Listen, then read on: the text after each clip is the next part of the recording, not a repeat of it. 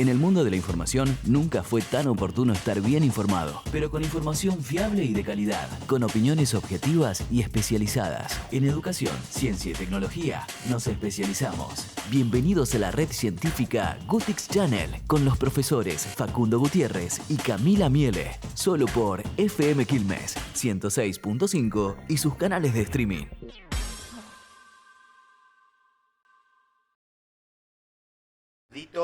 Y como siempre, ya saben, pueden escribir a nuestras redes, tanto la red científica en Instagram.ar y a mi Instagram personal, @prof_gutierrezf. Como siempre, no estoy solo, estoy más que acompañado en esta tarde, así que le damos la bienvenida primero a mi compañera Camila Miele.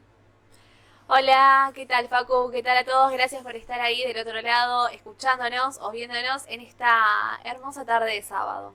Realmente muchísimo calor, está haciendo unos... Acá estamos con el aire y zafamos, pero hace calor. Grados, por lo menos 300 grados está haciendo, 300 grados Kelvin, ¿no? Así que es un calor importante. Así que bueno, vamos a darle comienzo a este programa, vamos con la música. ¿Qué te parece, Cami? Dale, y después de la canción vamos a presentar a un invitado muy especial que nos está acompañando. Y fíjate qué tema tenemos, More Than Words, Extreme. Dale, vamos con la música. Continuamos con más. La red científica, con los profesores Facundo Gutiérrez y Camila Miele.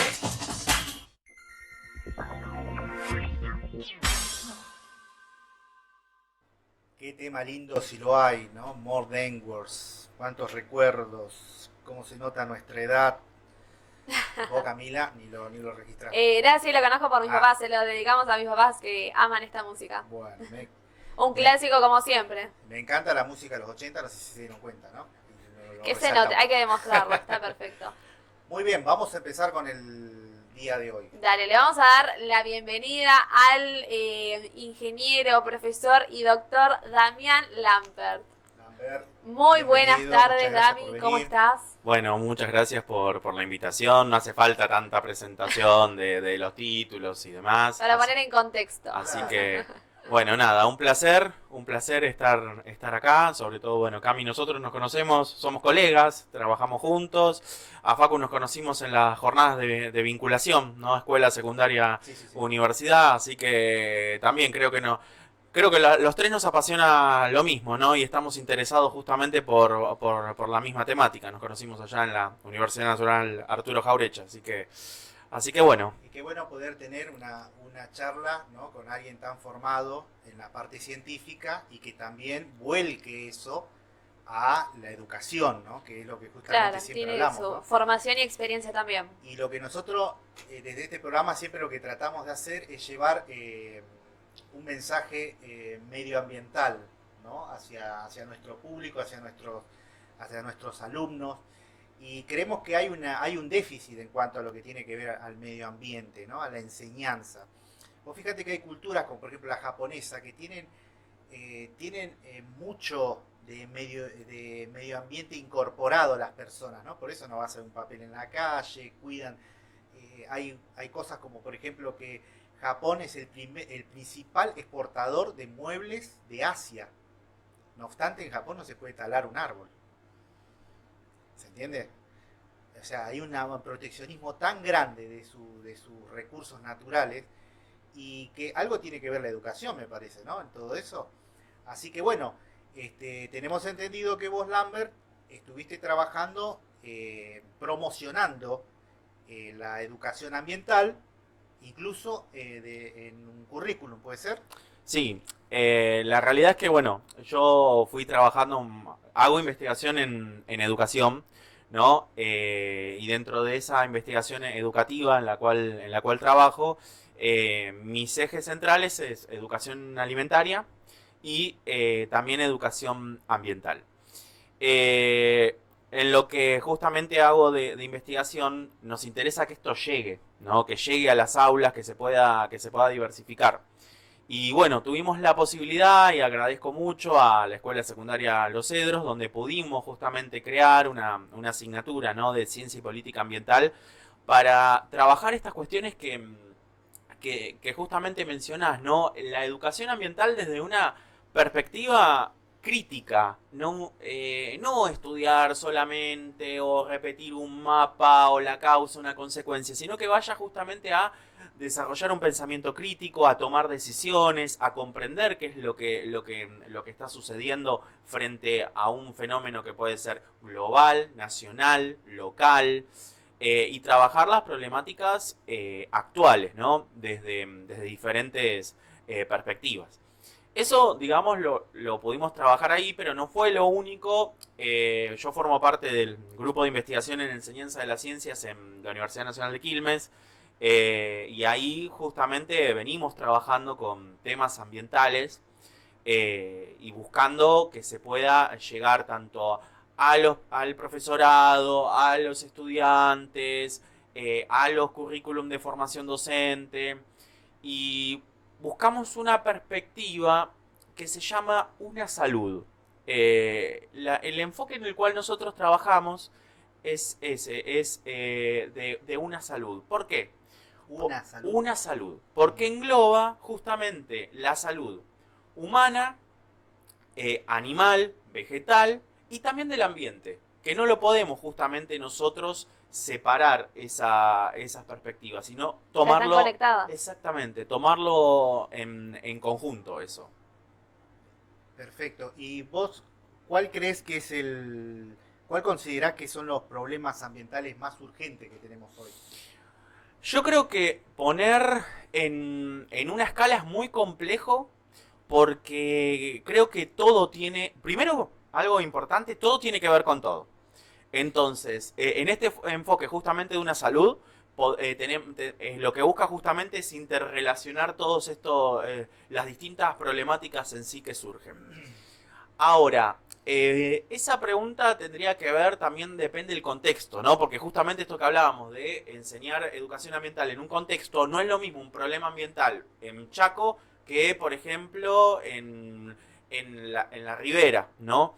Entonces, eso va a depender muchísimo para darte, digamos, como una respuesta concreta y que retomo datos de nuestras investigaciones y también ítems que fueron surgiendo de diferentes congresos. Creo que la falta de acceso a agua potable es uno de los grandes problemas. Y fíjate vos que yo la otra vez reparaba en esto, ¿no? Estamos tratando de buscar agua en Marte y no hay en Chaco, ¿entendés? Es una cosa de loco. ¿Quién entiende al ser humano, no?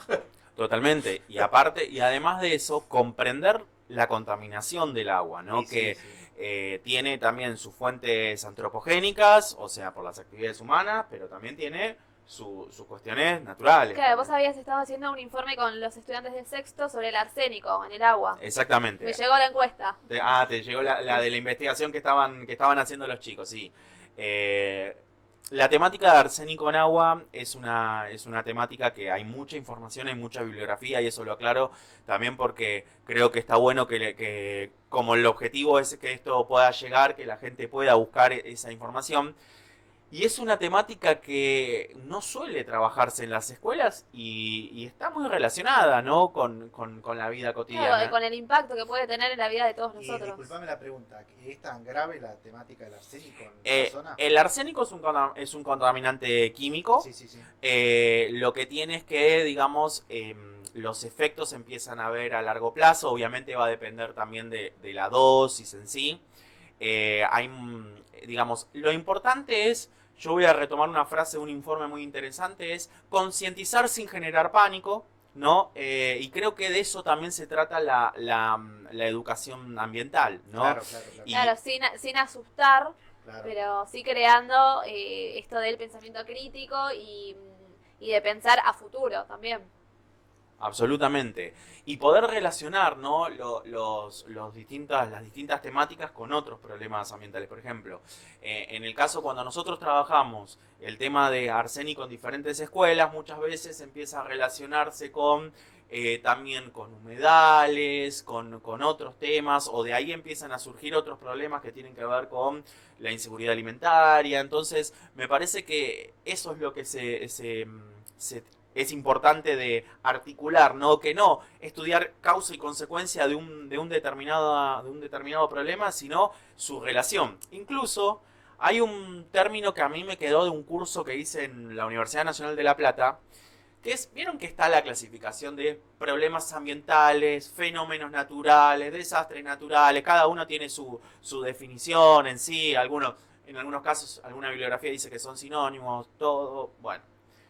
Hay un concepto que es desastres rápidos y desastres lentos, para mencionar lo que sucede independientemente si es antrópico o natural. Es un desastre que sucede de forma espontánea, rápido, entonces por eso se llama desastre rápido, o si es algo que se va dando a lo largo del tiempo, como por ejemplo la contaminación, es un desastre lento.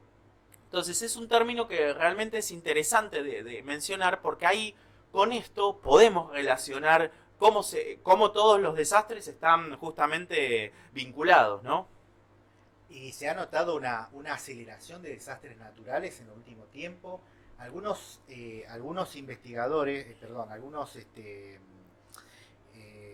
dicen que se ven más desastres naturales porque hay más gente.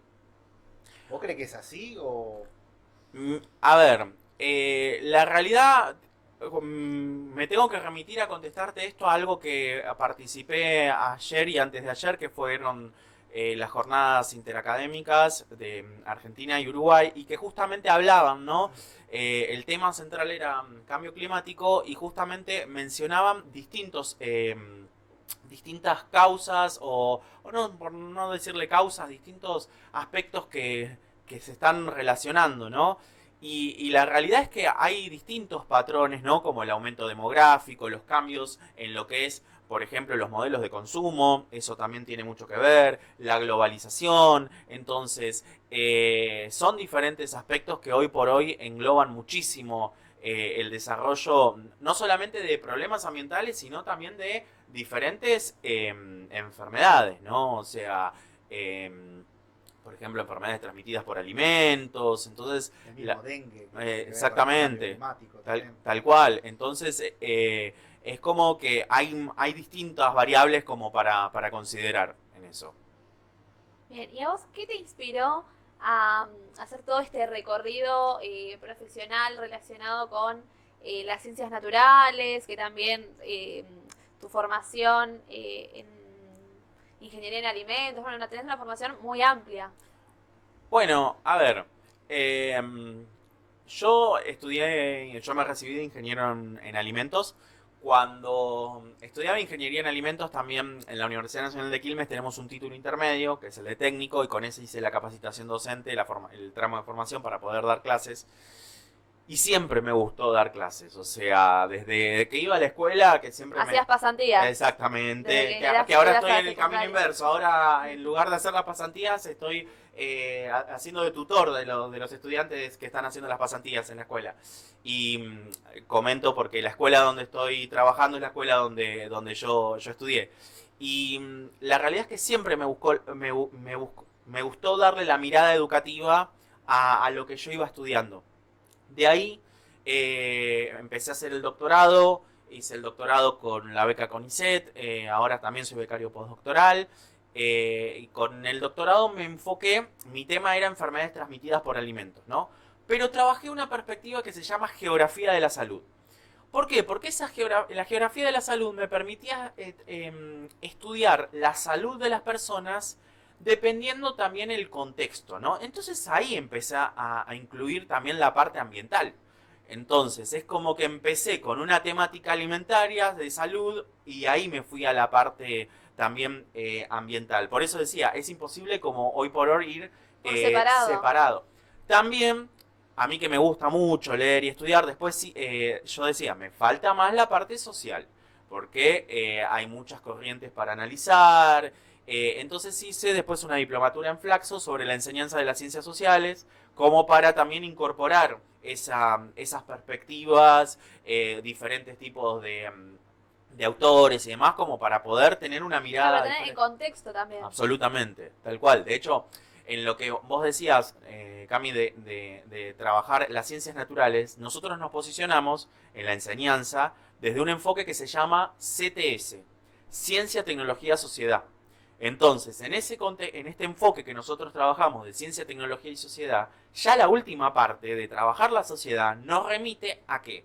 A incluir la historia, la sociología, la filosofía de las ciencias, ¿no? También incorporar toda la parte de las humanidades y ciencias sociales para abordar las temáticas de las ciencias naturales. Claro, a veces parece como que son cosas tan diferentes, ¿no? Que no tienen ningún...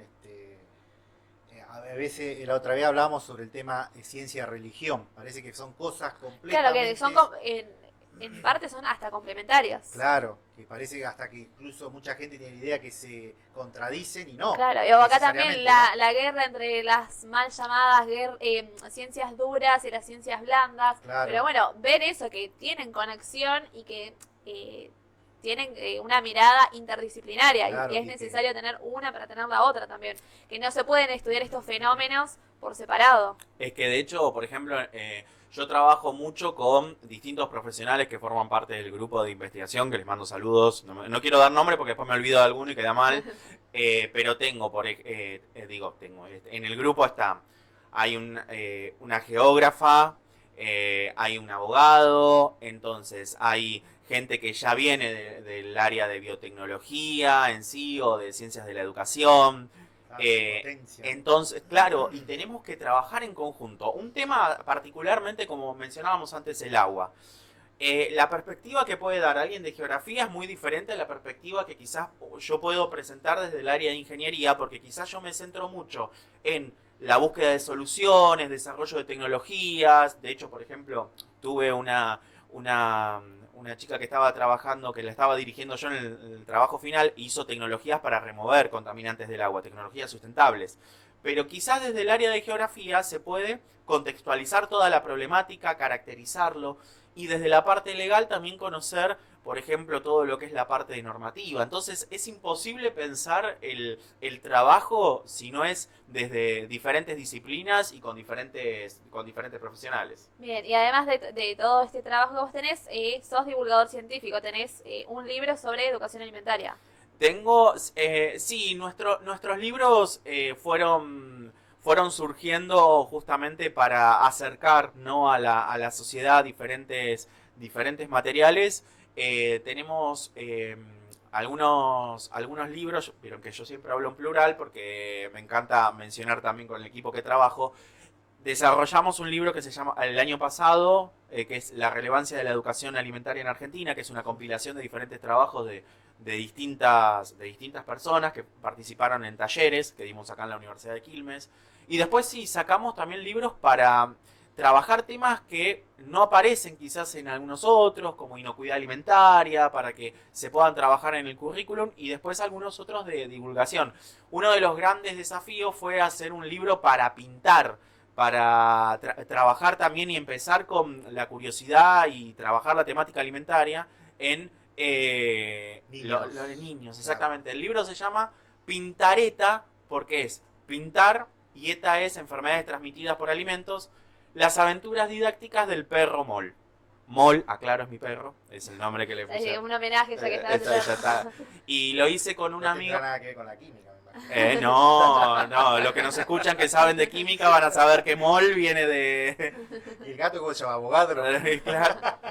Mira, cuando le tenía que poner nombre estaba entre Mol y Celsius. Como es un perro bastante grande, el nombre Mol, la verdad que le vino perfecto, Le ponen la chapita 6,02 por día la 24. Exactamente.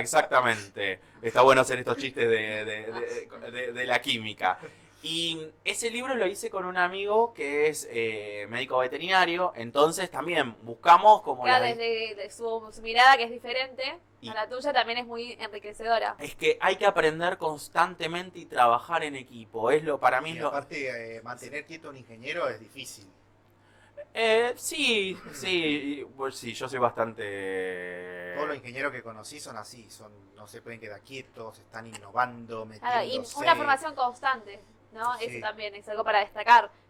Sí, me parece que eso es un punto importante. Es que te lo demanda, o sea, por más que no sea obligatorio que vos te sigas formando, ¿Sentís que te hace falta o no? Y aparte, escuchar temas nuevos, hay que buscarle, por ejemplo, a ver, yo ayer escuchaba, ¿no? En estas jornadas, temáticas que decía, mirá, digo, y ya me lo anoté para procesar y hacer alguna cuestión educativa, ¿no? Porque digo, a mí lo que más me gusta es que lo que yo incorporo, poder después transmitirlo, que no quede únicamente en, me interesó a mí, ¿no?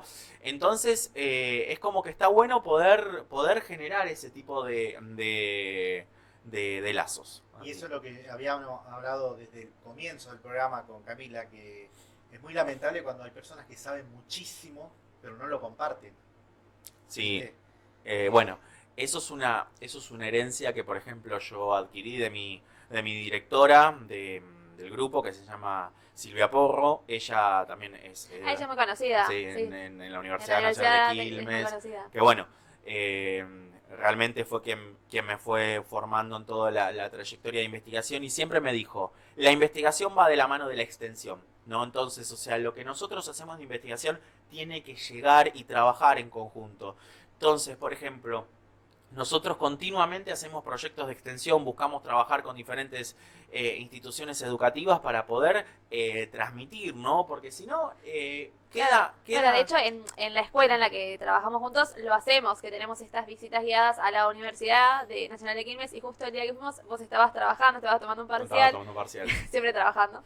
Y después que te viste un ratito, fuiste con los chicos, les habías hablado sobre la super sopa también. Claro, es más, cuando con los chicos de sexto Les después, mandamos un saludo. exactamente, a todos los todos los sextos, sextos. A, B y C, después vieron el parcial y después se les dije, bueno, vamos a trabajarlo en clase, ¿no? Porque está bueno también vincular la universidad y mostrar realmente cómo es la universidad, cuál es la importancia que tiene.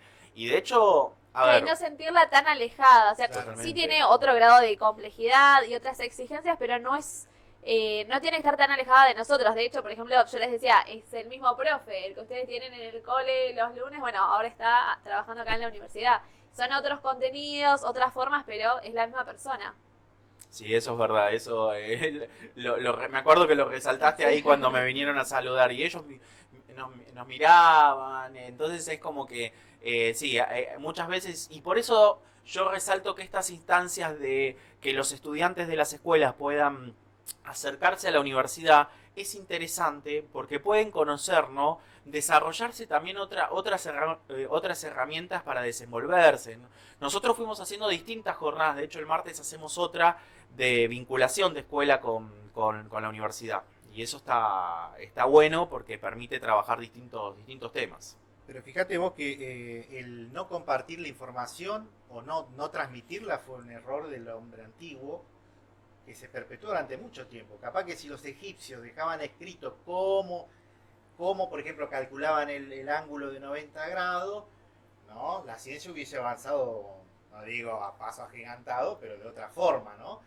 Hasta que, bueno, después nos fuimos dando cuenta que si transmitimos la información, si la dejamos escrita, y la compartimos con otro, ese otro que la agarra puede mejorarla, cambiarla, ¿entendés?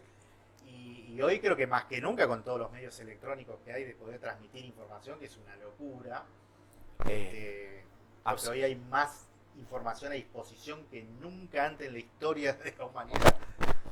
Y se necesita esto, ¿no? De que los grupos de investigación, las universidades trabajen en conjunto, ¿no? Porque, por ejemplo, a ver, nosotros hicimos un conversatorio a principio a fines de, no me acuerdo si fue en abril o mayo, que se llamaba Escuela Sin Arsénico. Y fue un espacio muy interesante porque estaban docentes universitarios, investigadoras, investigadores, profesores, profesoras de escuela secundaria y los chicos también de las escuelas secundarias. Todos trabajando en conjunto. Entonces, en una instancia y hablando de distintos problemas ambientales, ¿no? Pero desde distintas perspectivas, porque había alguien que está por terminar la escuela que está decidiendo qué va a hacer el próximo año. Después tenés personas que ya estaban jubiladas y todos a la par trabajando. Y eso me parece que es fundamental porque Hablaban, por ejemplo, de los medios de comunicación, que quizás una persona que ya está jubilada no utiliza todos los medios de comunicación, o todas las redes sociales habidas y por haber. Entonces no solamente esos espacios son importantísimos para la divulgación, para la educación, de generar este tipo de articulación. Y sobre todo también que agradecer, ¿no?, que las escuelas participan de estas instancias y también que la gente de la universidad, o sea, los recursos humanos, trabajen de esta manera, ¿no? Porque le generan realmente vocaciones científicas o intereses, ¿no? Más allá de que lo que hagan después. Sí, tal cual, genera muchísimo interés en los chicos. Y como decís vos, quizás quieren seguir algo que no está íntimamente relacionado con esto, pero igual les gusta esa participación. Es clave para su trayectoria educativa. Totalmente, por eso nosotros siempre tenemos el lema de que trabajar las temáticas ambientales tienen que estar asociadas al pensamiento crítico, ¿no? Entonces, no buscamos decirles qué es lo que tienen que hacer, ¿sí?, frente a un determinado temática ambiental, sino darles las herramientas para que el estudiantado pueda decidir qué hacer y cómo hacer, ¿no? Tomar decisiones, resolver problemas. Y realmente, por ejemplo, yo tengo que reconocerlo, que este año de los estudiantes aprendí muchísimo de algo que, por ejemplo, yo no sé si es que me bloqueaba, ¿no? Pero la respuesta desde el arte a las temáticas ambientales, ¿no? Hubo obras artísticas que hicieron para este conversatorio de Escuelas sin Arsénico, ahora también para lo que van a hacer sobre educación alimentaria que estamos trabajando, y que desde el arte buscar también concientizar. Entonces es constante, es realmente... Porque hay conexiones con las demás disciplinas, eso es clave, que los chicos mismos puedan relacionar de esa forma. De hecho, en una de tus áreas de trabajo, digo tus áreas porque vos también sos de letras, de comunicación, trabajamos con novelas. O sea, hay un libro que se llama Historia de los hidros y los oxis, que tuve el placer de conocer a Mariel, que es la autora. Trabaja la temática de la contaminación del agua y es una herramienta interesante porque... Bueno, verlo desde ahí. Totalmente. Con otro vocabulario, otro estilo, pero está bueno verlo desde ahí. ¿Es un libro de ficción o científico? No, es un libro de ciencia ficción porque justamente personifica también a las moléculas de agua. Entonces, por ejemplo, pero lo interesante de ese libro es que vos vas estudiando y vas analizando, por ejemplo, cómo van los hidros y los oxis justamente atravesando los procesos de contaminación. Entonces es como que lo ves desde otra perspectiva. Entonces quizás... Que al estar personificado uno se le imagina, no es tan abstracto. Eso está bueno. Tal cual. Sacar la abstracción y bueno, como bien decías vos, ¿no? A veces llevar eso a la clase es todo un reto, ¿no? Requiere preparación, requiere utilizar la imaginación, tiempo, ¿no? Porque a veces el tiempo nos falta. Totalmente. Pero sí, pero también hay que buscar otras estrategias, me parece, ¿no? Otras estrategias que puedan llegar a motivar, ¿no? Una de las cosas que nosotros cuando desarrollamos propuestas educativas, ¿no? Más allá de que tenemos algunas herramientas validadas para pensamiento crítico, buscamos ver qué opinión tienen sobre si los motivó o no, si les resultó interesante o no, porque digamos, nosotros en sí trabajamos, buscamos que esto pueda llegar. Entonces, si hay alguna cuestión que se pueda modificar y demás, y siempre aclaramos, las propuestas educativas que hacemos no son recetas, ¿no? Porque uno, por ejemplo, lo publica en un libro, ¿no? Vos, Cami, que mencionaste el libro que nosotros publicamos, ¿no? Tenemos un libro que se llama Educación, Ciencia, Tecnología y Sociedad, que ahí tenemos propuestas educativas que van desde arqueología, humedales, arsénico en agua, todo lo que es la parte de biocatalizadores, paisaje, minería, bueno, manipulación de alimentos en la Navidad, que se llama Fiestas Microbiológicas, el capítulo, bueno, la alimentación de los animales, de compañía, pero siempre aclaramos, ¿no? Ahí hay actividades, pero no son recetas. O sea, el docente que quiera utilizar esto lo tiene que también orientar a la edad, a los Claro, intereses. pensarlo en contexto, Totalmente. sin tenerlo como una guía, porque uno no puede transcribir esas actividades y pensar que van a ser exitosas en todos los casos. ¿Y estos libros dónde se pueden conseguir o descargar? Hay algunos que están bajo editoriales donde, bueno, se tienen que conseguir por medio de las distintas editoriales, después están, digamos, disponibles, y después si no hay otros que están, por ejemplo, en la página de la Unidad de Formación y Capacitación Docente de la Universidad Nacional de Quilmes, está el último que es de la relevancia de la educación alimentaria en Argentina, que es un libro muy interesante porque realmente surgió de talleres que hicimos con docentes, ¿no? Entonces, desarrollamos durante 2 años talleres de educación alimentaria y las personas que participaban las invitamos a escribir una reflexión o una propuesta educativa. Entonces tenemos desde perspectivas desde la filosofía, o sea, también relacionada a la alimentación, desde la biología, desde la química, desde la parte también del derecho, el derecho de consumo, ¿no? Entonces es como que buscamos, digamos, una perspectiva amplia. Y el hecho de que la educación ambiental sea una materia, una currícula, ¿cómo lo ves? A ver, la realidad es que es interesante tener este espacio, por ejemplo, que decía esta asignatura extracurricular de Ciencia y Política Ambiental. Aclaro que esto lo desarrollamos también en el marco de una orientación que es de Ciencias Sociales. Ciencias Naturales de por sí tienen el 6º año la asignatura Ambiente, Desarrollo y Sociedad. Pero lo fundamental de todo esto, más allá de esos espacios que lo podemos aprovechar para desarrollar proyectos y perspectivas, es que la educación ambiental tiene que ser transversal a todas las disciplinas, porque eso justamente es lo que le da la mirada de educación ambiental integral, como lo establece la normativa. Entonces, realmente desde las asignaturas como construcción de la ciudadanía, desde historia, desde geografía, desde química, desde biología, se tiene que trabajar la perspectiva ambiental, ¿no? De manera de contribuir desde de las diferentes áreas. Y eso es lo que justamente yo explicaba en la Jaureche, ¿no? Que yo tengo un taller con distintos trabajos prácticos sobre distintas temáticas de, por ejemplo, desarrollo sostenible, el problema de los plásticos en los océanos, etcétera.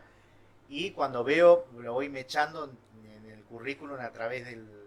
Pero me parece que por ahí sería una buena opción tener una materia, aunque sea un año, ¿viste? Como claro. Fundamentos de química, introducción, un año, especialmente en los superiores, de concientización ambiental. En ¿no? lo ambiental. Me parece a mí, no sé. No, tal cual. Aparte, muchas veces también, como mencionábamos, lo ambiental incluye, yo siempre lo trabajo en conjunto también con lo alimentario, ¿no? Y aclaro que el enfoque que yo le hablo cuando hablo de educación alimentaria, voy más allá del aparato digestivo con los órganos y las flechitas con su función. Te quería ¿no? contar sobre eso, que yo soy muy seguidora de las chicas de bromatología en casa y me interesa toda esa parte de educación alimentaria. ¿Y cuáles son como los errores más comunes que tenemos las personas en cuanto a la alimentación? Manipulación de alimentos.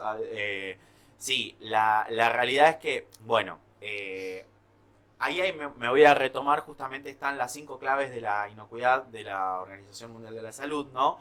Que las fuimos trabajando a lo largo de muchos aspectos, pero si tendríamos que decir, justamente hay que tener en cuenta evitar la contaminación cruzada, usar agua y materias primas seguras, cocinar completamente los alimentos, ¿no? Mantener la persona también la higiene personal y evitar cualquier tipo de contaminante en sí cuando está manipulando los alimentos, ¿no? Por ejemplo, en este libro que yo les decía, el de Pintareta, ponemos diferentes escenarios. El perro Mol lo que hace es mostrarte distintos escenarios y en uno se queda como gruñendo y en otro está sonriendo. Entonces, por ejemplo, vos ves una situación donde hay una persona manipulando, cocinando, y está el gato dando vueltas, está con aritos, con todo, porque eso puede ser una contaminación química, ¿no? Entonces, son imágenes que obviamente, como son para los más pequeños, están un poco más exageradas para que se pueda... Para que sea más notorio. Exactamente, pero la realidad es esa, tenemos que cumplir, mantener los alimentos a temperaturas seguras, ¿no? En el almacenamiento. Y esta educación alimentaria, lo que vos mencionabas de la parte de bromatología y demás, tiene que estar acompañada con temas relacionados a la visión integral de la alimentación y no únicamente de una perspectiva tan biologicista como decía, o memorística, ¿no? De estudiar todo más las funciones de cada uno de los órganos, porque realmente la alimentación es transversal a todos, de alguna manera u otra, o... Exactamente, entonces, a ver, hoy por hoy con la lectura de los rótulos, Claro, con los octógonos, que ¿no? los chicos quizás necesitan como algo más práctico, como decías vos, que no se van a acordar todos cómo es todo ese proceso, sino, bueno, no tenés que usar tal elemento, dejarlo en tal temperatura. Por ejemplo, ayer se hizo viral un tuit de un chico que había cocinado una tarta en una fuente de vidrio, la apoyó en la mesada y se explotó una parte. Y decía, ¿se puede consumir igual si hay un poquito de vidrio, saco o no saco? Claro, esos son peligros que hay que mencionarlo eso, ¿no? Obviamente, eso no, porque ahí estaríamos hablando más que nada de un peligro en sí físico, no se podría, pero lo que digo es, hay un montón de cosas, preguntas de ese estilo, que son... Lo que pasa es que el desconocimiento te pone siempre al riesgo, siempre estás en riesgo por no conocer. Totalmente. Desconocer. Totalmente. Y hay tantos temas, ¿no? Así como mencionábamos de manipulación de alimentos. Sí, que eso para mí es clave, que son quizás cosas sencillas que uno no lo sabe, como higienizar las verduras, esas cosas. Que hablamos siempre en el profe Sí. de eso, de la importancia. Se le pone ¿no? lavandina, se le pone vinagre, ¿cómo se hace? Que lavandina, porque también hay el rótulo de la lavandina que te dicen apta a agua y alimentos, ¿no? Entonces, o sea, porque si no también después podemos ver algún tipo y en qué proporciones, ¿no? Porque también no nos podemos ir para el otro lado porque si no estamos hablando de un riesgo químico. Entonces, eso es fundamental. Entonces, me parecen que esos espacios son los que se necesitan hoy en día. Claro, totalmente, ¿no? Y a veces es como que se minimiza, ¿no? Como que una vez comí el pancho de la calle y no me hizo nada. Bueno, claro, mucha gente que dice, no, mi abuela siempre comió tal cosa y nunca le pasó nada. O la mayonesa, ¿viste? Los riesgos. Claro, de la salmonela. Exacto. Bueno, eso es un poco por ejemplo, me quedé pensando, ¿no? De esto de lo de la mayonesa en sí, ¿no? Por ejemplo, bueno, nosotros en esto que les decía de fiestas microbiológicas, trabajamos mucho la manipulación de alimentos durante las fiestas, ¿no? En Navidad, Año Nuevo, porque nosotros tenemos algunos aspectos culturales de la alimentación de las fiestas que vienen también del hemisferio norte. Entonces, por ejemplo, hay que tener cuidado, ¿no? Claro, comidas que requieren de horno y esas cosas, y nosotros estamos en verano, y dejar la ensalada rusa en la mesa desde las 5 de la tarde. Tal cual. Entonces esto, y fíjate que lo que vos estás mencionando es lo que decía al principio de las claves de la inocuidad, ¿no? De mantener a temperaturas seguras los productos. Entonces, siempre nos vamos a remitir a eso. O, por ejemplo, a ver, lo que vos mencionabas de esto de que la tarta se cayó y se rompió, digamos, el vidrio. Y claro, eso... por más de que... Acá hay que también aclarar algo, ¿no? Y no solamente para ese caso concreto. Por más de que vos no lo veas, puede haber algún tipo de contaminante, ¿no? O sea, los microorganismos no lo vemos. Claro. En este caso, por ejemplo, si se rompió, puede haber pedacitos de vidrio. No se puede consumir. Y lo mismo pasa, por ejemplo, con los contaminantes químicos que están presentes en el agua, con los microorganismos. Entonces, es importante mantener estas prácticas porque la realidad es que después uno no ve siempre la contaminación. Quizás uno está acostumbrado a decir tiene hongos cuando vos en la heladera vos ya... Verde, exactamente, pero la realidad... No siempre es visible. Tal cual. Y una pregunta aparte, ¿no? Una persona tan formada como vos, cuando escucha personas que niegan el calentamiento global o cosas, ¿no? ¿Cómo manejas ese tipo de disensiones? Ayer, de vuelta, retomo ayer justamente, creo que en Ayer la fue un día jornada, importantísimo, me parece. y porque la temática era cambio climático, O entonces sea, él era estuvo como, presente claro, en un congreso sobre cambio climático. entonces como que continuamente se mencionaba eso. A mí me parece que justamente tenemos que trabajar y desde el aula con evidencias, ¿no? O sea, con artículos, con los propios resultados de las investigaciones. Entonces, trabajar con los propios resultados de las investigaciones nos permite, por ejemplo, poder mostrar o analizar qué es lo que está sucediendo y cómo está sucediendo, mostrar estadísticas, ¿no? Bueno, ayer vi un montón de mapas también para trabajar, y la realidad es que me parece que desde ahí nosotros podemos empezar a enfrentarlo. Y a mí, esas cosas que justamente como lo que vos mencionás, ¿no? Cuando sale algo que genera dudas o que no se sabe, es cuanto más me empieza a mí a generar la idea de trabajarlo a nivel educativo, por ejemplo, Lo ¿no? contrarrestás con la información. Totalmente, totalmente. Entonces ahí me parece que, digamos, son temáticas que es donde nos tenemos que agarrar justamente los docentes de esto, ¿no? Porque ahí es donde hay un punto donde eso se puede generar, digamos, una información errónea. Entonces la realidad Claro. es que de ahí empezar a tomar. Por ejemplo, ahora, lo que está sucediendo en Valencia, ¿no? Ese es un tema súper interesante también para trabajar desde la educación ambiental, ¿no? Obviamente, a ver, no significa, y esto es importante señalarlo, que ya agarre el tema y lo lleve al aula, porque también nos tenemos que formar. Está en proceso. Exactamente, nos tenemos que formar, nos tenemos que asesorar, tenemos que ver, ¿no? Pero la realidad es que yo creo que necesitamos de la actualización, ¿no? Y siempre yo hablo de oportunidades educativas, ¿no? A veces, lamentablemente, es como que suceden cosas negativas y que después se trabajan en educación que las podríamos prevenir, ¿no? Entonces, hay muchas investigaciones. Nuestro país tiene muchísimas investigaciones en educación, en temáticas de relevancia para la sociedad, y que realmente hoy por hoy podrían estar dentro de los distintos currículums escolares, ¿no? Trabajándolo.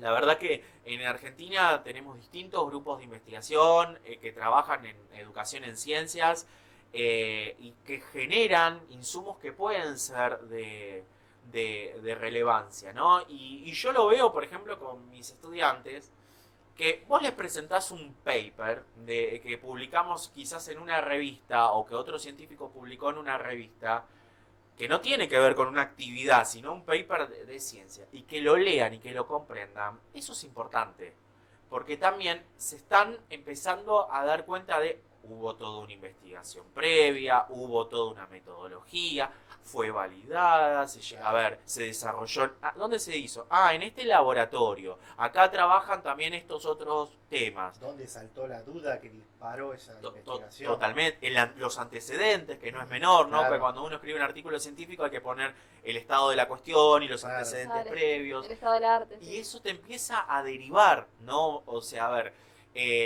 los propios estudiantes piden temas. La realidad es que a mí lo que me pasa es eso, ¿no? Tirás una temática y te dicen, ¿y esto cómo sería? Y vos eso lo tenés que trabajar, porque si le despertó una duda, es por algo, ¿no? Y realmente eso es importantísimo de poder, de vuelta, incentivar, ¿no? Trabajar también los intereses. Nosotros formamos parte ahora actualmente de un proyecto iberoamericano que trabaja, que se llama ROCES, que trabaja las actitudes y los intereses en educación en ciencias, ¿no? Y buscamos ver qué es lo que quieren saber, qué es lo que buscan o qué es lo que les interesa. Y de ahí vamos diseñando. Y tuvimos muchos resultados interesantes, como por ejemplo, a ver, muy pocas veces se asociaban los fenómenos meteorológicos extremos con temáticas ambientales, como que eran algo totalmente separados, ¿no? Y ahí tenemos que empezar a articular, ¿no? Entonces, eso es muy importante. Pero bueno, es como que eso depende más de una decisión política, digamos, ¿no? Y, digamos, la realidad es que, bueno, lo que es la investigación educativa es fundamental y poder, digamos, tener subsidios para poder hacerlo, para poder desarrollarla, ¿no? Es importantísimo porque justamente eso nos permite también la posibilidad de poder presentar esta información, ¿no? De publicar el material, de publicar quizás el material de acceso gratuito para que después pueda llegar a las escuelas, ¿no? Entonces, o a distintas zonas. Entonces, exactamente, sí. Y incluso yo decía, en la Jaureche decía, ¿no? Que la decisión política de que el currículum se vaya variando, vaya Sí, sumando sí, eso es algo que cosas, sucede en todas las áreas. A veces decís, esto está medio desactualizado. desactualizado. Los chicos de ahora quizás necesitan Ay, más otra por cosa ejemplo, en que esto. fisicoquímica se saca todo lo que es formuleo, se tira para adelante. Después llegan a cuarto año, no saben despejar una fórmula. O sea, hay muchas cosas que se podrían Hay cosas que mejorar. rever desde ahí, desde los diseños Y curriculares. incluso estaba leyendo, no sé si es verdad o no, andaba dando vuelta por ahí, un diseño para la escuela técnica donde básicamente fusionaron todas las materias científicas. Ah, no sabía. Un De eso desastre. No sé si es oficial o no, viste que de ser oficial, por eso yo puse el comentario. ¿Y esto quién lo diseñó? ¿El enemigo?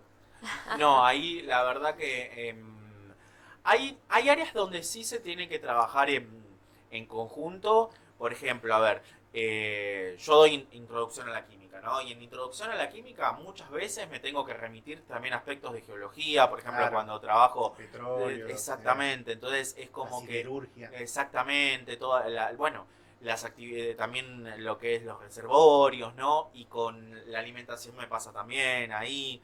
Entonces es como que se necesita de este trabajo entre las áreas, pero también poder comprender, ¿no? Que tenga las herramientas para hacerlo. Y lo que vos mencionabas, por ejemplo, de las ecuaciones matemáticas,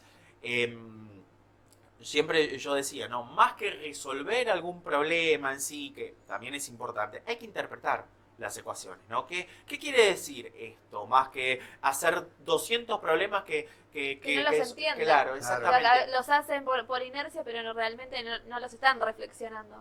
Mi directora siempre dice soluciones, ¿no? Vieron que soluciones en química es un Sí, tema sí, que... sí, es un colador. Pero soluciones es de la vida cotidiana, Sí. digamos, no dejan de hacer justamente porcentajes. Entonces, y la realidad es que eso es lo que también se necesita, ¿no? Que se empiece a contextualizar, no darles un problema completamente ajeno de algo, sino mostrar, a ver, esto, ¿dónde lo usamos? Sí, tomemos caso, por ejemplo, con una botellita de agua, con la formulación ahora de los alimentos, por ejemplo, por qué aparecen los octógonos o Claro. no. Entonces, a ver, ahí Porcentaje. tenemos cuestiones contextualizadas para hacerlo. Incluso esta semana se reían porque estábamos viendo siderurgia y entendieron por qué se le dice escoria a Claro. cierta gente. Claro, Viste sí. que cuando se hace una fundición está la rabia y la escoria.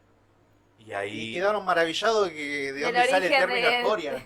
¿Quién dice de ustedes la son una palabra. escoria? Sí. Claro, viste, son cosas tan Bueno. pavas, entre comillas, Y ¿no? pasa mucho también con el tema de los envasados en los alimentos, ¿no? Trabajar los materiales de envasado y demás, ¿no? O es el material o la concentración de los alimentos. No, el material. Ahora, por Ah. ejemplo, estamos con el tema de los materiales del envasado y cómo fueron cambiando, ¿no? Y que ven y dicen, ah, mirá, este es hermético, este Claro. no, este es barrera de humedad y también de gases. Entonces, hay Claro, que son cosas para la vida cotidiana. Por ejemplo, ¿puedo usar este tupper para ponerlo en el microondas o no? Claro. Tal Ya cual. de cosas simples. tal cual. O si yo abrí esto, ¿no? ¿Cuánto tiempo puede estar así? Exactamente, ¿no? ¿O por qué está la leche que viene en sachet que va a la heladera y está la leche larga vida que está a temperatura ambiente, ¿no? Entonces, ahí, O que es el UAT. que dice, claro, entonces los distintos tratamientos térmicos, o sea, Eso me han preguntado. ¿Qué es ese UAT que dicen toda la leche? tal cual, ¿no? Entonces, o sea, conocer estas cuestiones es importantísimo, ¿no? Porque, a ver, con el solo hecho de decir, traigan, por ejemplo, no les digo un paquete de galletita o algo, un caramelo.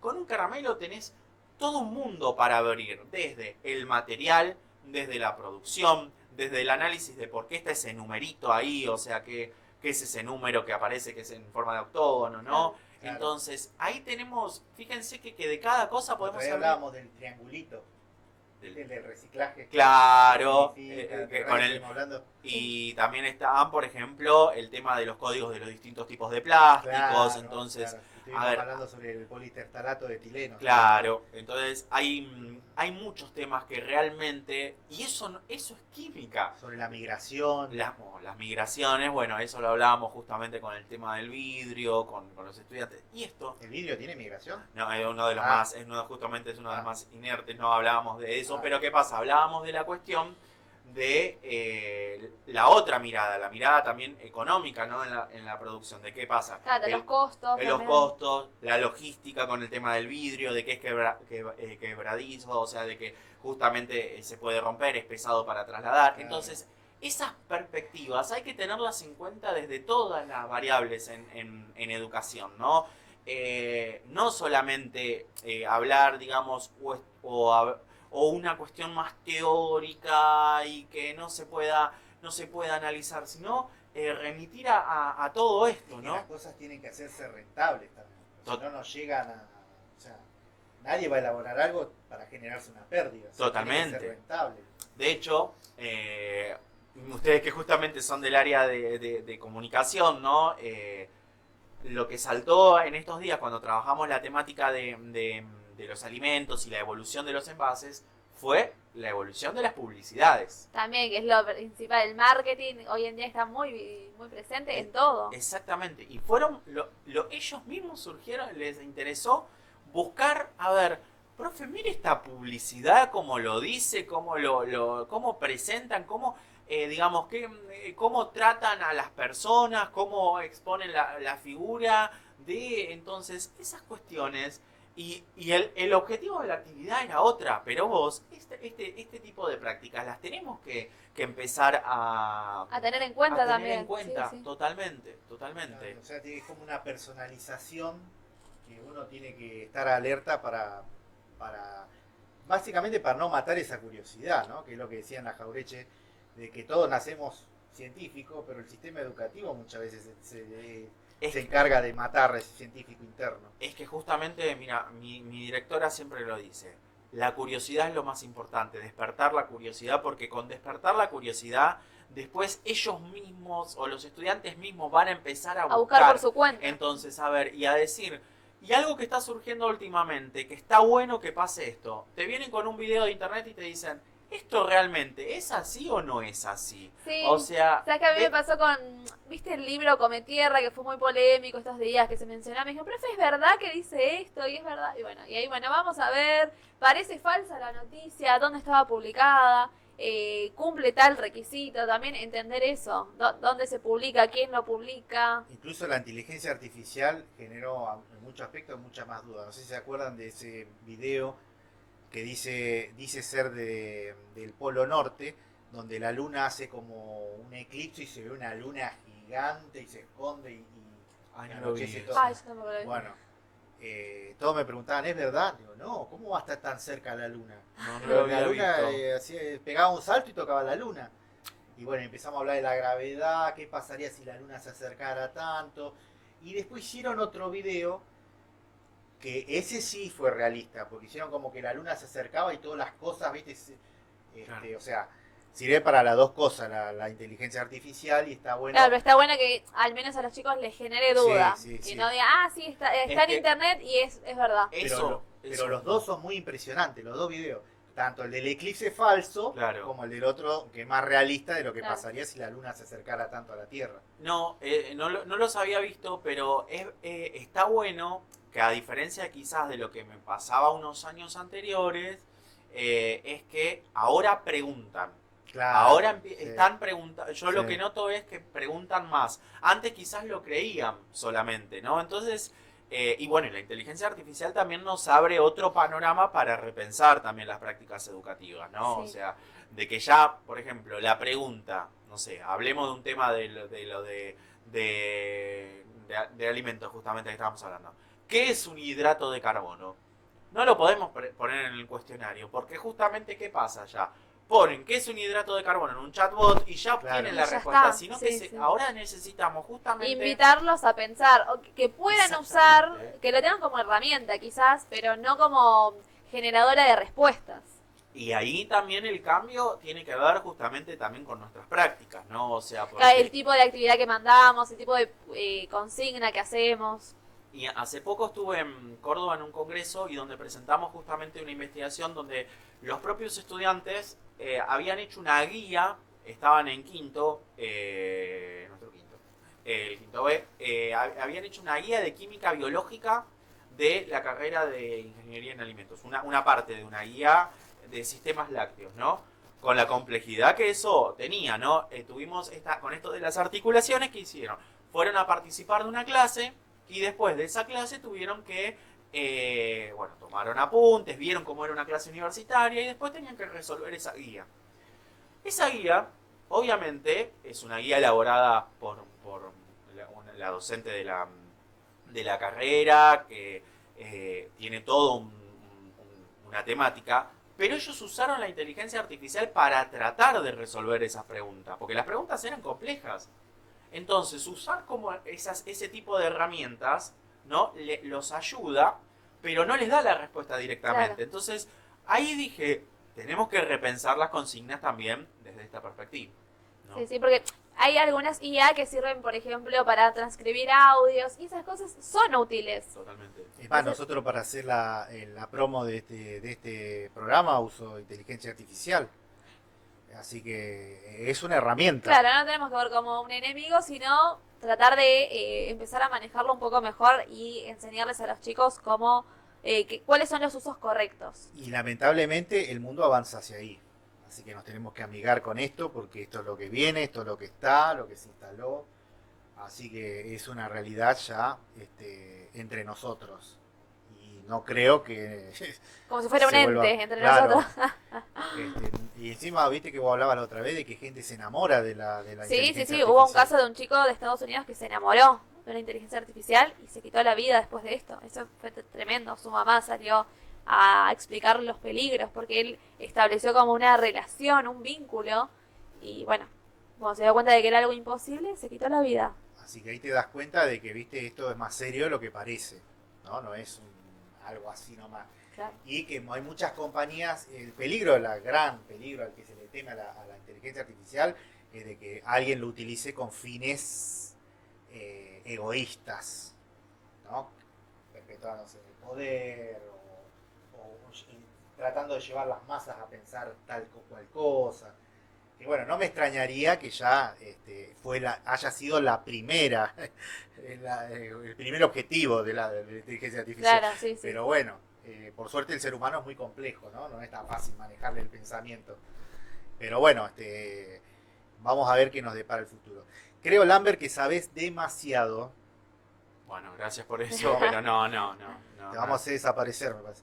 No, te vamos a invitar más seguido, diría yo. Bueno, sí. Bueno, te falta nomás, rendí 2 materias más y te recibí astronauta. No. ¿Tenés algún proyecto más?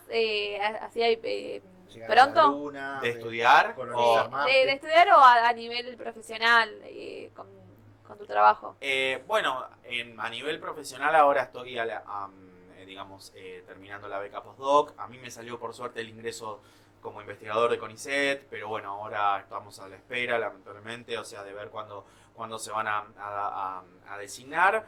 Y sí seguir trabajando con las temáticas educativas. Cada vez abrimos más los ejes, ¿no? Ahora estamos trabajando con otros aspectos también que tienen que ver también con tecnologías emergentes en educación. Y a nivel estudio, yo siempre digo, no voy a estudiar más, no voy a estudiar La más, típica, no voy a pero estudiar nadie te más. cree. Y este año me anoté en la UNAG, justamente, también es una diplomatura en vínculo humano-animal, justamente, porque bueno, también trabaja la temática zoonosis, que bueno, es otro de los temas que también trabaja en el aula. Entonces, nada, siempre me gusta ir sumando, hacer cursos en Y sí. encima sos joven, ¿qué edad tenés? Tengo 32. Te quedaste 32. pensando. No, me quedo pensando porque, ¿sabes? Porque ahora en breve ya O cumplo sea, no 33. dudaste ninguna pregunta. Esa es la única. No, de hecho, una vez me pasó, y siempre lo cuento esto, ¿no? Porque es gracioso, que yo pensaba que tenía un año más. Pensaba que tenía un año No sé qué más. me pasa al revés. Yo pienso que tengo, No. que tengo 10 menos. Una vez, me acuerdo, creo que era cuando estaba por terminar la carrera, que yo creía que tenía un año más. No, una cosa, esas cosas que voy a decir, pero ¿cuántos años tengo? Siempre era un año más, ¿eh? Claro, que, aparte como vos que hiciste tantas cosas, también es difícil, como no dan las cuentas, no sé, como 32. Claro, como que hizo tenía esto, 70 esto. años. No, 32 ahora en breve, ya 33 ahora en diciembre, pero sí, realmente, a ver, y No has seguir. aprovechado los 33 años. 32 años. Yo creo que, digamos, a ver, aprovechado también es poder sacarle, digamos, o sea, a las distintas actividades que hice sus ventajas, ¿no? El otro día... ¿Venís de una familia de estudio No. que te propició el estudio? Bueno, mi familia siempre apoyaron absolutamente toda la decisión de estudio desde cero. Mi papá y mi mamá ninguno son universitarios, o sea, de hecho soy la primera generación de universitarios de mi familia. Después ¿Qué origen son? mi mamá de acá, mi papá también es de acá, pero el apellido Lampert viene de Serbia, si no me equivoco. Mi abuelo me parece que era de allá. Después, por ejemplo, mi hermana después siguió, también estudió en la Universidad Nacional de Quilmes, es licenciada en terapia ocupacional, pero siempre, digamos, a ver, apoyaron todas las cuestiones que yo quería hacer sobre estudiar. De hecho, a ver, en la escuela iba siempre más temprano, me quedaba hasta el final, había proyectos y me incorporaba. Por eso también como que yo veo esta necesidad de apoyar cuando los estudiantes tienen esta curiosidad en sí, porque yo lo tuve eso, ¿eh? Yo realmente siempre, bueno, vos lo sabés, lo escuchás siempre que yo lo digo, yo agradezco Sí. siempre los profes que yo tuve en la escuela secundaria, que hoy muchos son colegas míos, ¿no? Claro. En la escuela. Y realmente siempre me motivaron a más, entonces es como que estas cuestiones también hay que devolverlas, ¿no? Y para mí, dar clases es un trabajo, es decir, nos remitimos a la definición del trabajo, ¿no? Pero yo voy feliz a la escuela, por ejemplo, o sea, o a dar una jornada con docentes, o a un evento, ¿no? A mí me encanta, la realidad es esa. ¿Podés desconectar con el trabajo bien? Sí, o vale, sea, conectás. a ver. No es que yo te invito a un asado y vas a estar...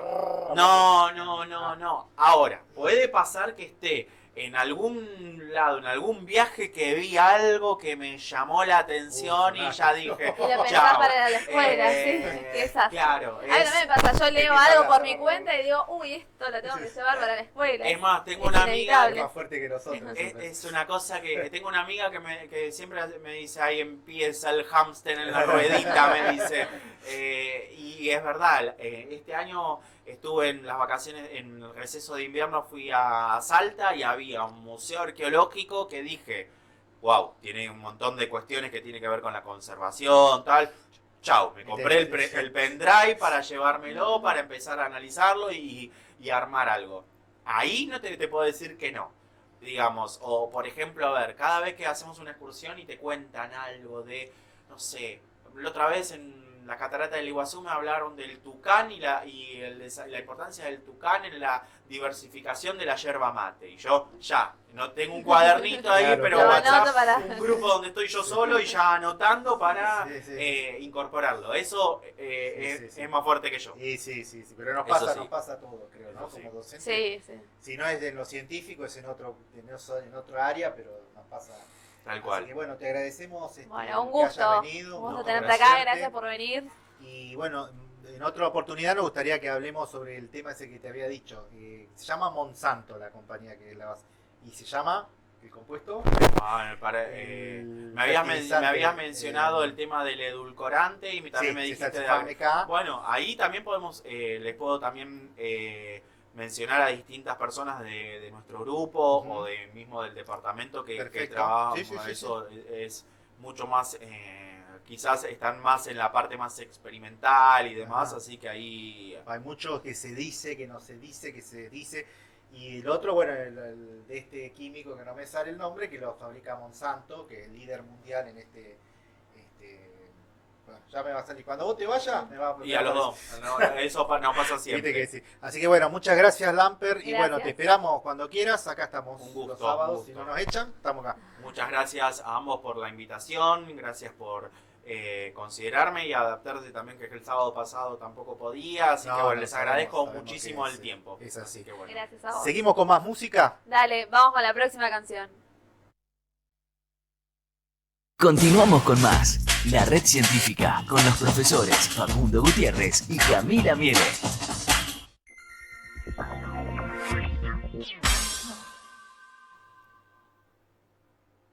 Perfecto, entonces seguimos en esto que es la red científica. Bueno, realmente qué interesante fue la charla con el ingeniero, doctor, profesor, Lamper, ¿no? Diplomado, técnico, Astronauta, electricista, investigador, plomero. de No, todo no un sé poco. si es, pero debe ser, me imagino. Debe saber, debe saber.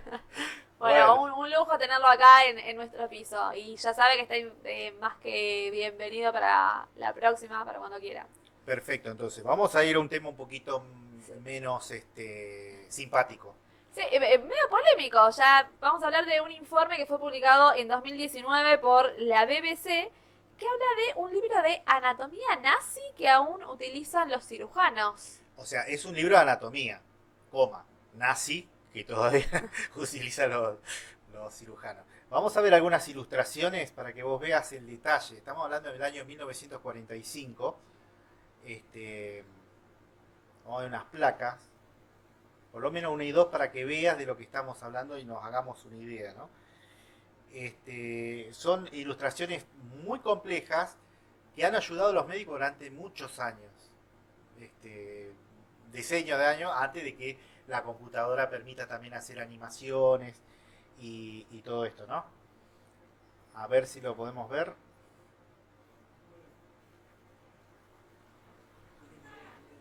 Ah, sí, sí, sí, sí. Esperamos un Creo que ya segundito se están viendo en pantalla. Sí. Bueno, ahí está, mirá.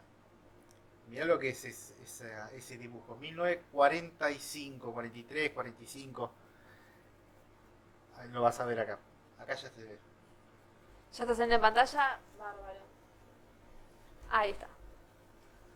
Mirá el detalle, el realismo que tiene eso. Y eso que es una imagen de baja resolución, o sea, se bajó de baja resolución en internet. Bueno, esto permitió que se pueda tener un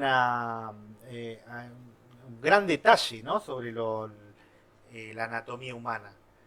El tema de que este atlas lo hizo el doctor Perkoff, ¿no? ¿Quién fue Perkoff? A Fue ver, un contanos doctor, un como poco. decía, como bien dice el título, nazi.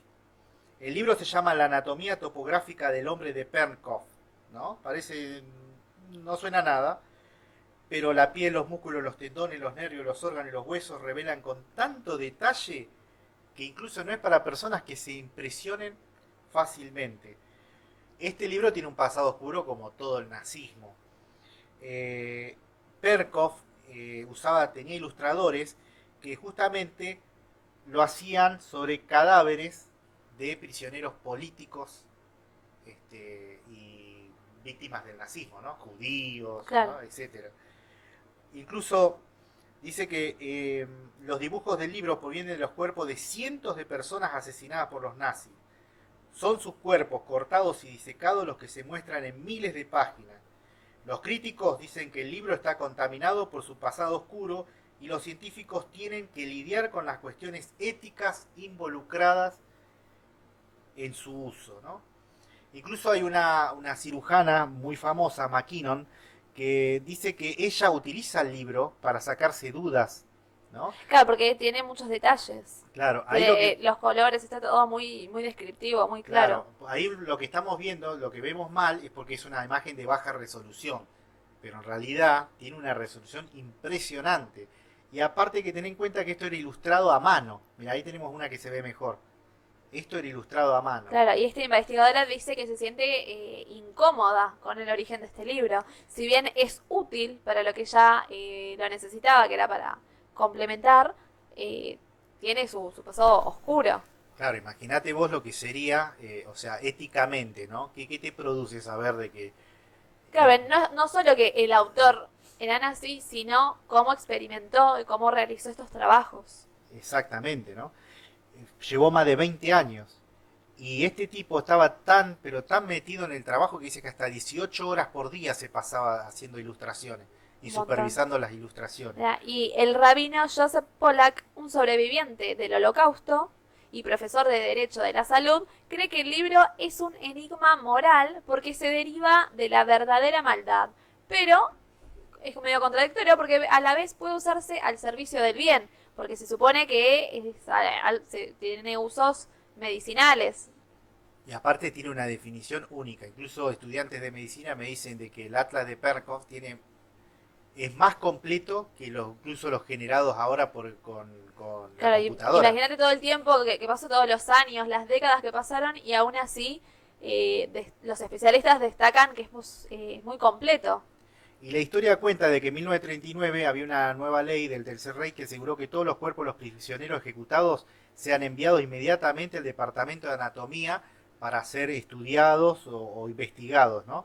Así que es ahí donde Perkos trabajó más de 18 horas al día diseccionando cadáveres y un equipo de artistas le hacía los dibujos. Y bueno, incluso dice que hay más de 800 imágenes del Atlas que provienen de presos políticos, los que incluían, bueno, ya como dijimos, ¿no? Gitanos, homosexuales, disidentes políticos, judíos, ¿no? Así que Sí. notamos lo que es eso, ¿no? De hecho dice que cuando... Dice que la primera edición es de 1937 y después tuvo otras reediciones. Y como nunca nadie lo cuestionó, ¿viste? Después en la era moderna, por decir en 1990, se empezó a cuestionar el origen del libro y hasta que en 1994 se dejó de publicar, ¿no? Por este mismo tema que estamos hablando. Dice que a veces... Dice que tenía la insignia nazi. Sí, la firma, cuando firmaban con la insignia nazi los ilustradores. Fíjate vos que incluso eran tantos los cadáveres que ellos diseccionaban y todo eso que a veces se tenían que parar las matanzas para que ellos vayan sacando de la morguera los cadáveres, porque como que se atoraban de cadáveres, digamos, ahí diseccionados. Una locura, ¿no? Un horror. Ahora yo te pregunto, si vos fueses médica, ¿no? ¿Lo usaría o no lo usaría el Atlas de Perkov? Claro, qué problema moral y ético. Y tendría que buscar algún otro que sea muy completo. Buscaría un atlas No que sea hay lo más como completo ese, no. posible. Sería medio... Es medio loco pensar raro. de que el año 45 hasta ahora no se haya hecho un Atlas igual o superior. Claro, con todas las tecnologías. Pero no. Así que, ¿lo usás o no lo usás? Si no, mira, la cirujana está Está McKinnon, difícil. la cirujana creo que es de caja torácica, ¿no? No va a conocer si hay un Atlas mejor. Claro, O sea, si usa el de Perkov es por algo. es por algo. Entonces, quiere decir de que no hay nada superador. Y bueno, Lo digo desde el desconocimiento, ¿no? Me imagino yo. sí, si los propios especialistas dicen esto. ¿Qué hace? ¿Lo usaría o no lo usarías?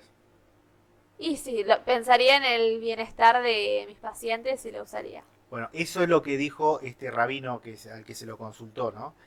Porque está bien, dice que es atroz, lo que sucedió fue atroz, Claro, pero se utiliza con un fin benéfico. un fin benéfico, sí. Incluso algunos comentaristas dicen de que es lo único positivo que puede decir que dejó el nazismo, porque fíjate que Mengele hacía experimentación con humanos, pero experimentaciones inútiles, estériles, ¿sí?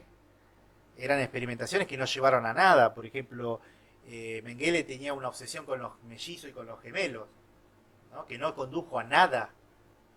No es que se sacó algo positivo de decir, bueno, aprendimos tal o cual cosa de las experimentaciones de Mengele, ¿no?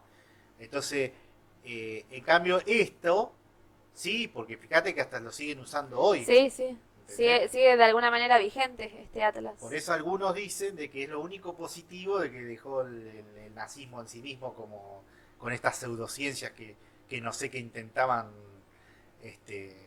explicar, ¿no? De la superioridad de la raza aria y qué sé yo. Así que bueno, vos sabés que este Perko fue arrestado después de la guerra y despedido de la universidad. Estuvo recluido en un campo de prisioneros de guerra de los aliados durante 3 años, pero nunca fue acusado de ningún delito. ¿Sabés por qué? Porque él nunca mató a nadie. Solo utilizaba los cadáveres. Ajá. Incluso en nuestro país no es delito, por ejemplo, destrozar un cadáver o despedazarlo o quemarlo. ¿Entendés? Si vos no lo mataste, no es delito. Así que por eso él tampoco... Claro, no lo podían acusar de asesinato. Un cadáver ni de es un nada. cadáver. Ahora, si vos trozás un cadáver y no te da impresión, ¿entendés? Lo que pasa es que hay que ver otras cosas. Si vos encontrás un cadáver, ¿qué tenés que hacer?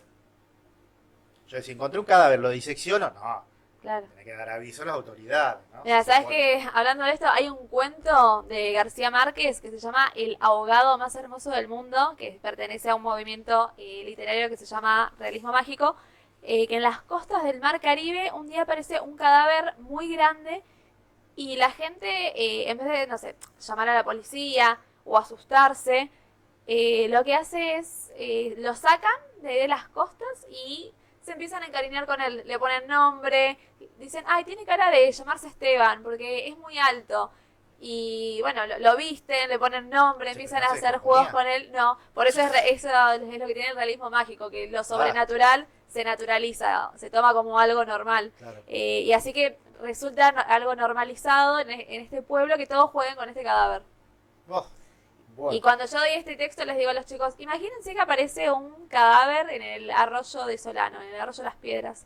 Nosotros vamos a ir a jugar con ese cadáver, le vamos a poner nombres, le vamos a poner ropa, vamos a hacer festejos con él. Claro, Y ahí es como, claro. bueno, por eso es realismo mágico, porque Claro, igual de vez en cuando aparece un cadáver ahí. por eso, pero lo que menos hacemos es jugar Claro, con él y claro. ponerle nombre y vestirlo Claro. y todo eso. Qué loco. Después pensamos que el único loco era Perko, ¿no? No, hay muchos más. Hay mucho más. Así que bueno, es muy interesante porque es poco conocida esta historia, es más del ámbito de la medicina, ¿no? Y esto abre el debate de la bioética. ¿Mm? ¿Qué es la bioética? Justamente eso, ¿no? El tener el consentimiento expreso del paciente. Sí, mira, por ejemplo, Jonathan Ives, no sé cómo se pronunciará, un bioético de la Universidad de Bristol, está de acuerdo en que el Atlas es increíblemente detallado. O sea, un especialista en bioética sostiene esto. Claro. Pero por eso esta bioética fue a través del tiempo integrando esas nuevas corrientes de pensamiento, ¿no? De que siempre el paciente tiene que debe haber un consentimiento por parte del paciente para hacer una práctica médica o una investigación o lo que sea, siempre hay que tener el consentimiento, ¿eh? Y esto ha sido útil en aquellas personas que por objeción de conciencia no pueden recibir tal o cual tratamiento o poder decir, mira, quimioterapia, ¿no? Vos si tenés un cáncer, tu solución es la quimioterapia, ¿qué pasa si yo no me la quiero hacer? ¿Me vas a obligar a hacerla? Y vos decís, pero si no la haces te morís. Pero no la quiero hacer. ¿Entendés? Entonces, ese dilema es el que aborda la bioética. ¿Podés pasar por encima Del paciente, ¿no? de su voluntad? ¿No? Y lo que tiene que ver al consentimiento que muchos dejan escrito, ¿no? Sobre esos tratamientos médicos que aceptan o no aceptan, de acuerdo a su conciencia. ¿Se puede pasar por arriba de lo que piensa el paciente? Ahora, si el paciente está inconsciente, ¿se puede hacer lo que uno cree mejor para él sin tener en cuenta lo que él pensaba cuando estaba Consciente, sí. consciente? ¿Qué pensaba vos? Es complicado. Por algo Por elegí eso- ser docente y no médica. Claro, por eso es la bioética.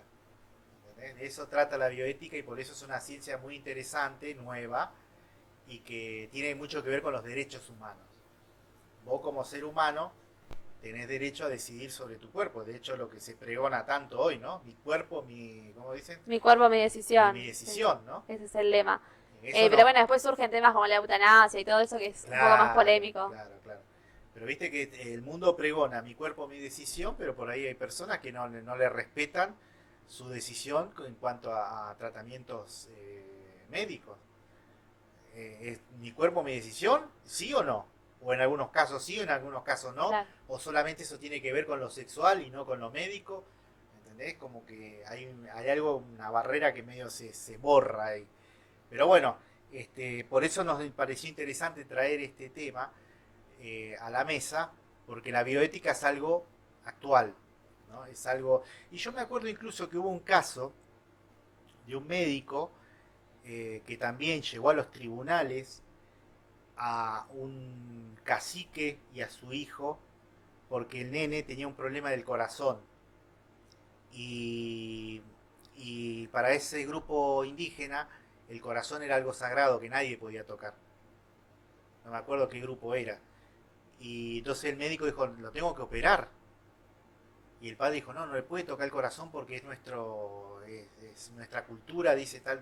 Bueno, ¿qué hizo la justicia? Le mandó a que al papá le expliquen todo, y se llega a una decisión. Y una vez que el padre aceptó, que se le explicó todo como corresponde, se preguntó si había otra opción que no sea la cirugía. Y hubo otra opción, que fue con medicación. Entonces se optó por eso. Claro, pero viste que hay una religión como los testigos de Jehová que ellos no aceptan transfusiones de sangre. Entonces, bueno, ahí también, ¿cómo sería en un caso de urgencia? Bueno, se usa el mismo criterio. Si, ¿Hay otra si la opción? vida de la persona depende de eso o no. Claro, volvemos al mismo punto. ¿Hay otra opción? Si esa opción está, listo, no se consulta más. Más si la persona dejó un registro donde informaba cuál era su postura en cuanto a ese tema. ¿Entendés? Pero volvemos al mismo punto. La bioética, ¿puede pasar por arriba la decisión No. No. Más en la cultura de los derechos humanos como estamos hoy, esas cosas ya no se discuten. ¿Entendés? Así que por eso, el Atlas de Perkoff fue el puntapié de esto, ¿no? De la bioética, de qué estaría permitido y qué no estaría permitido hacer o no hacer, o utilizar o no utilizar. Y queríamos traerlo aquí a la mesa. ¿Qué te pareció? ¿Lo conocías? No, no lo conocía. Bueno, eso bueno, es un tema que hablábamos con el doctor Marcos Quitero, que no pudo estar con nosotros en la charla, y le mandamos un saludo.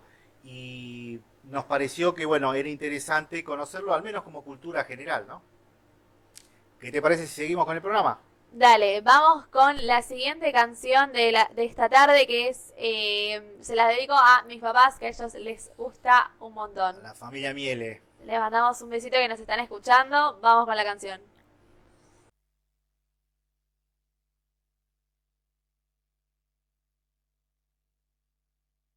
Continuamos con más. La Red Científica con los profesores Facundo Gutiérrez y Camila Miele.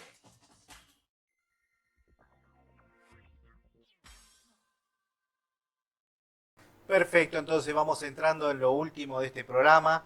Y bueno, vamos a hablar un poquito más de la parte... Claro, vamos a ir a un tema un poco más sociológico, psicológico. Sí, un poquito sí. Más especializado en el ser humano y sus emociones, podríamos decir.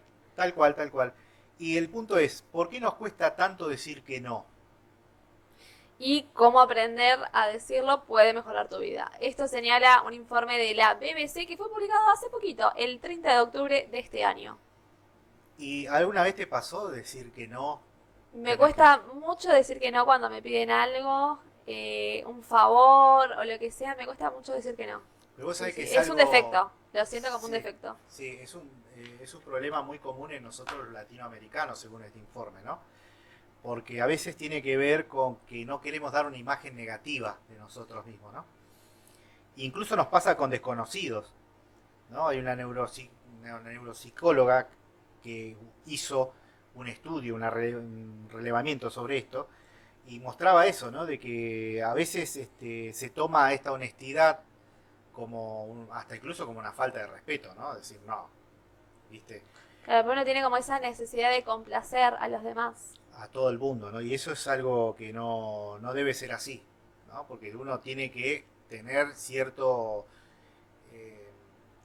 ¿cómo podemos decir? Límites. Sí, límites, y los demás tienen que conocerlo y tienen que respetarlo, ¿no? Claro, y por eso esta neuropsicóloga española, Alba Cardala, decidió estudiar a fondo y estudiar en el caso de los pacientes que les costaba decir basta. Así que se ve que no es un problema solamente, que a veces cree que uno es un defecto personal, ¿no? Sino que es algo muy general. Bueno, de hecho, hay una película que yo igualmente no la vi, pero sé que es muy conocida, se llama Sí Señor, ¿puede ser? De Jim Carrey. Que No, a él le pasa esto, que está todo el tiempo diciendo que sí a los demás. Y hay una, bueno, yo siempre relaciono todo con la literatura, por supuesto. Hay una obra de ¿por qué teatro, será, no? hay una obra de teatro que se llama Decir Sí, de la autora argentina Griselda Gambaro, que tiene textos suena, como sí. La mala sangre, El mar que nos trajo, es escritora de novelas y de obras de teatro. Esta es una obra de teatro muy cortita, que hace como una metáfora de la sociedad, de una persona, el dominado y el dominante. Y la verdad que está muy buena, pero tiene un final inesperado. Mira vos, y vos sabés que incluso a veces no le damos importancia a esto, ¿no? De decir todo que sí hasta que nos generamos un pico de estrés que... Sí, y esta especialista escribió un libro a partir de su experiencia con sus pacientes y sus investigaciones, que se llama Cómo mandar a la mierda de forma educada. Mirá vos, Polémico el título. Pero poco atractivo, ¿no? Sí, para una profesora de literatura como Claro, vos, sí. no me resulta muy atractivo. Me parece algo más informal Pero bueno. Pero vos fijate, ¿Funcionará el libro? Habrá que leerlo para ver si nos da buenos tips. pero dice muchas verdades. Por ejemplo, una de las cosas que dice es que nosotros desde muy chicos estamos acostumbrados, estamos enseñados para decir todo que sí, no contradecir. Y bueno, a veces eso es una amenaza contra nuestra autoestima, ¿no? Claro. Con lo que realmente queremos y muchas veces no decimos, ¿sí? Así que por eso somos seres sociales, todos los seres humanos somos sociales. Por eso incluso una vez decía, lo leí en la revista Reader Digest, que decía que, ¿viste ese Crusoe que vivía solo en una isla? Sí, Robinson Crusoe. Ese. Decía que eso era imposible de que suceda, porque el tipo al estar tan solo en una isla tanto tiempo se hubiese muerto. Claro, por eso es ficción. Claro, está bien, pero eso es lo que decía la revista Reader Digest, ¿no? ¿Por qué? Porque somos seres sociales.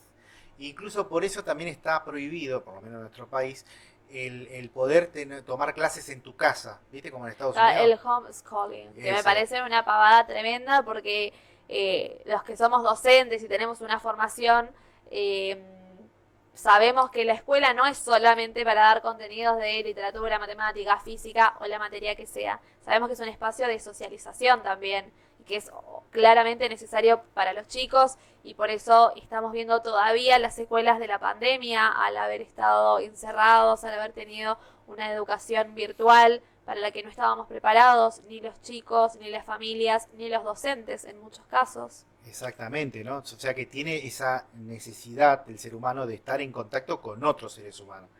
Vos decís, bueno, pero evitás todo problema, pero esos problemas son necesarios. Sí. Es necesario aprender a ser tolerante, es necesario aprender a decir que sí, es necesario aprender a decir que no cuando corresponde y la forma que corresponde, ¿no? Yo te puedo decir de varias formas te puedo decir que no. Claro, por eso en este libro, que tiene este título un poco chocante, me parece, trata de enseñar cómo decir que no de forma asertiva. Quiere decir de forma correcta, clara, amable. Porque a veces uno piensa que decir que no es ser egoísta, es no pensar en los demás, no tenerlos en cuenta. Y a veces los límites que tenemos no se ven. ¿Me entendés? Entonces está bueno decir, mira, ser franco. Y a veces nos choca, ¿viste? Si alguien te dice, mira, no me gusta esto, es como que te choca que te lo digan así, pero porque nuestra cultura es así. Por ahí en otros lugares, no, se dicen así, está todo bien. Claro, ser más frontal en Claro. algunas culturas está más aceptado. Pero eso evita de que un día, chao, no te responda mal el celular, ¿entendés? Eso es lo que está mal. Claro. Sí, pero aparte lo que sostiene este informe es que muchas veces genera estrés, ansiedad, querer siempre cumplir con todos, hasta con cosas mínimas, no decirle que no a alguien que realmente necesita tu ayuda, sino, no sé, que te inviten a un plan, una salida con amigos o con quien sea, y a veces no tener ganas, estar cansado o lo que fuera, e ir igual para cumplir, Exactamente, ¿no? porque uno no sabe decir que no.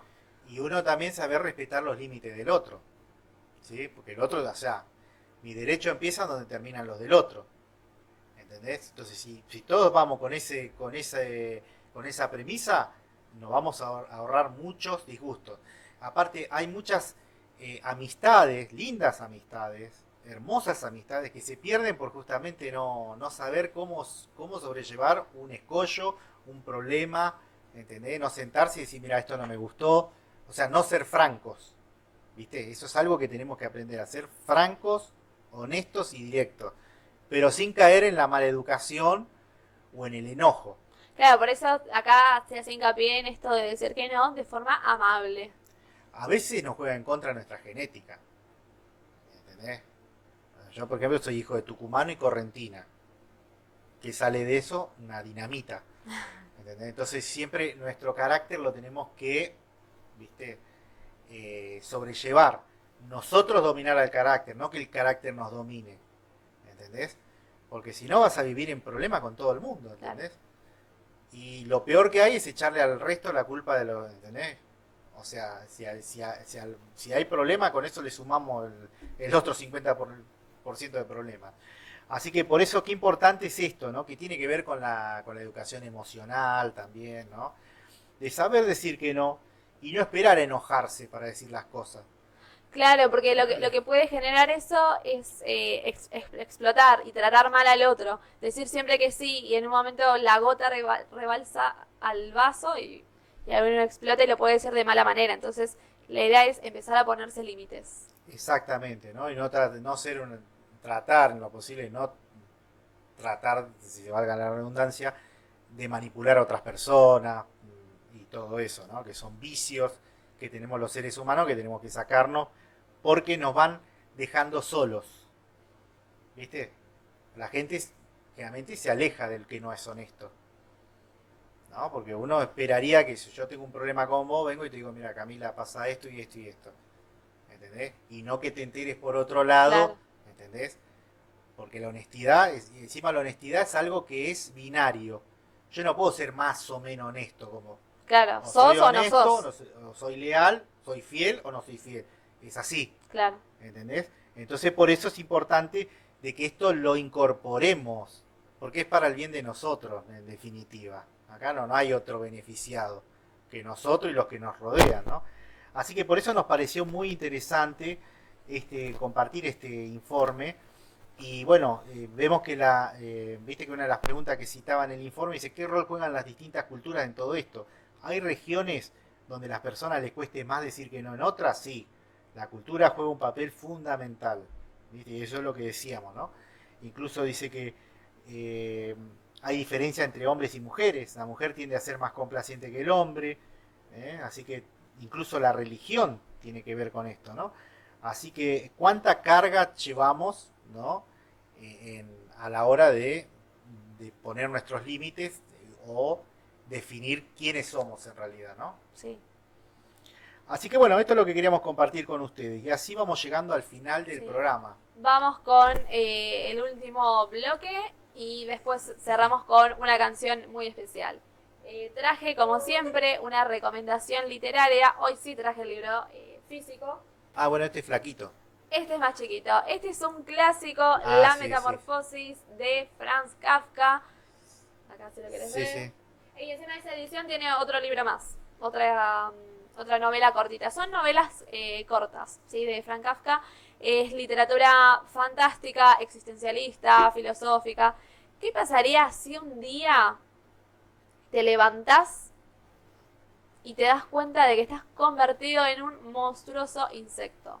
Bueno, eso es lo que le sucede a Gregorio Samsa, el protagonista de esta historia. Y a lo largo de este relato vamos a acompañarlo a él con todo este proceso y cómo afronta su familia, su transformación. ¿Sí? Metamorfosis, que significa transformación. Bueno, cómo la familia puede acompañarlo o no, cómo lo rechazan, en un momento lo cuidan y después empiezan a cansarse de él. Pero que tenía cuidados especiales. Claro, porque cambia toda su estructura, tiene un caparazón, tiene sus patas, esqueleto, claro. otra alimentación, él vive con sus papás y su hermana Grete, y bueno, ellos empiezan a cansarse. Pero al principio claramente quedan choqueados, Claro. porque él era una persona normal y un día se despierta así. Y ya el libro empieza así, una mañana él se despierta convertido en ¿Y un qué hace monstruo una sin alegoría sexo. que, por ejemplo, a lo que sería una enfermedad en una persona? ¿Cómo? Es algo como un poco más filosófico y existencialista y también fantástico, ¿sí? Porque es algo sobrenatural. Claro, claro. Y de hecho el autor tenía como muchos conflictos con su padre, tiene un libro que se llama Ah. Cartas al Padre. Era una persona como bastante oscura como la mayoría de los escritores, de los grandes escritores. Y bueno, muestra la relación así conflictiva con la familia y esto de sentirse como un bicho raro, y acá literalmente es Claro, un bicho. sí. Como sentirse diferente a la sociedad. Y él da una explicación de por qué llegó a esa instancia. No. Arranca así, sin explicación de nada. Sí, claro, porque la literatura fantástica es así, Sí. lo sobrenatural no Bueno, se pero eso explica. no me gusta, un rayo cósmico, algo, ¿viste? Claro, no, pero Dale algo como... así, la literatura fantástica no tiene explicación. Claro. Así que bueno, muchas gracias por la recomendación. Bueno, hemos terminado otro programa, me pareció muy interesante. Pedimos que nos sigan en las redes sociales, agradecemos a los que nos apoyan, como son Gustavo Ilves de Bienestar Salud, que nos está apoyando. Y bueno, todos aquellos que se quieren sumar para poder apoyarnos, aquí estamos y estamos haciendo el aguante a la ciencia, la tecnología y la educación. Así que nos estaremos viendo la semana que viene con más temas interesantes que durante la semana iremos publicando en nuestras redes. Bien, y acuérdense que nos pueden seguir en @radioquilmesfm y en el Instagram particular de este programa, que es @redcientifica.arg. Y ahora sí, vamos con la última canción, que se la dedico a mi mamá, que le gusta mucho. Vamos con África de Toto. Hasta la semana que viene. Hasta la próxima.